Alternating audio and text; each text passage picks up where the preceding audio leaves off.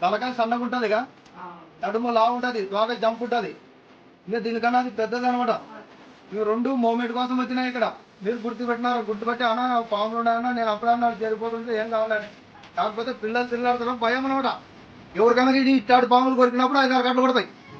5-6 కాట్లు 8 కాట్లు 10 కాట్లు పడతాయి ఇట్లా గీసినట్ట కళ్ళ గీసినట్ట. అదే నాగం పాము కొడితే 2 కాట్లు పడుతుంది. కట్ల పాము కొడితే కాట్లే కనపడవు. అవి గుర్తించాలన్నమాట. నాగం పాము కొరికినప్పుడు 2 కాట్లు పడుతుంది, వాపు వస్తుంది, భరించలేని నొప్పి ఉంటుంది.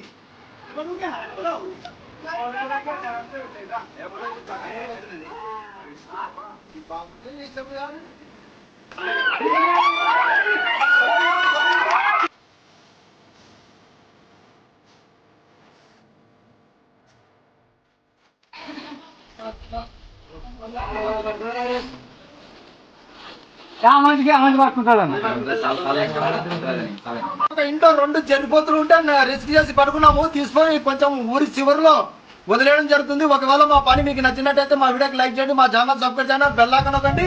జై హింద్, జై భారత్.